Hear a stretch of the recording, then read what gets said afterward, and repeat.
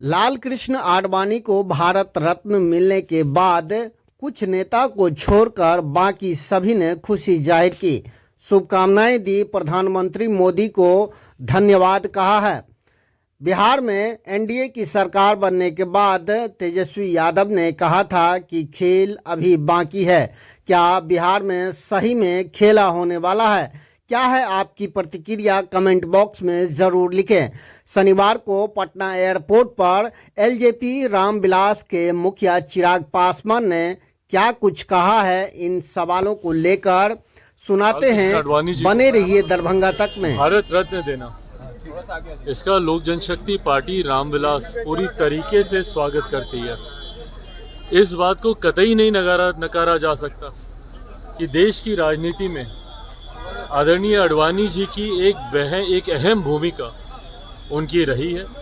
उन्होंने अपना पूरा जीवन देश के लिए, अपने विचारों के लिए, अपने सिद्धांतों के लिए उन्होंने समर्पित किया। मुझे नहीं लगता कि शायद ही कोई ऐसे दल का व्यक्ति होगा जो आडवाणी जी से संभवतः दलगत राजनीति के तहत मतभेद रखता हो, पर जिसने इस कदम का स्वागत ना किया हो।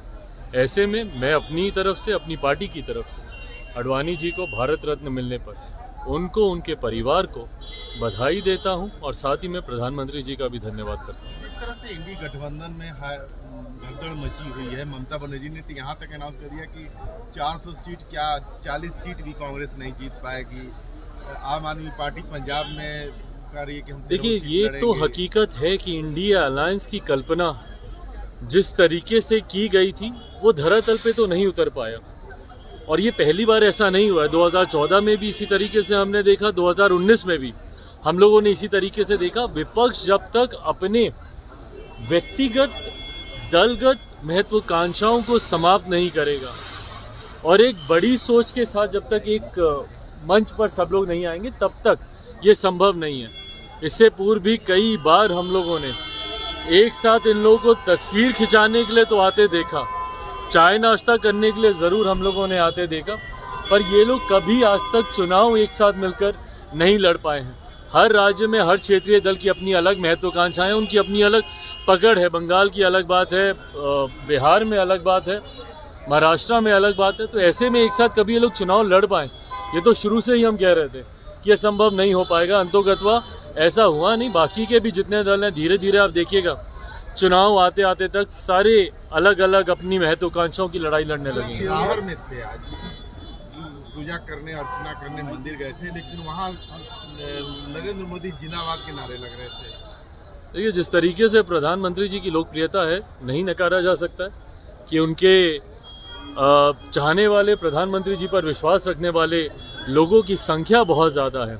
ऐसे में खैर राहुल जी, व्यक्तिगत आस्था से उम्मीद रखता हूं कि चुनावी दृष्टि से नहीं, व्यक्तिगत आस्था से देवघर गए होंगे महादेव का आशीर्वाद लेने। सर, कहा जा रहा है कि नीतीश कुमार के आने से पशुपति पारस मजबूत हुए हैं, खेला होने को कह रहे हैं। खेला आपके साथ नहीं ना होने के लिए सर?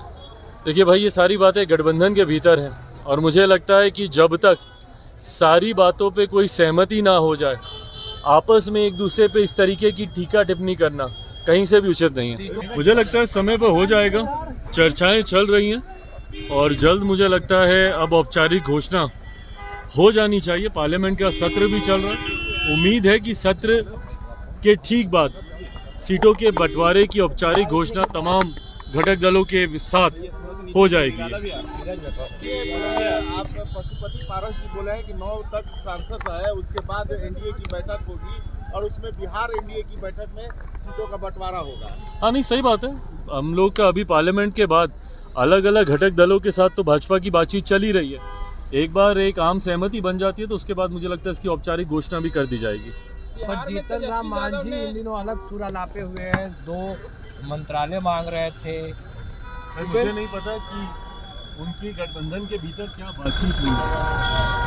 यकीनन उनके विधायकों की संख्या लेने कम है और मौजूदा परिस्थिति में उनका महत्व काफ़ी है।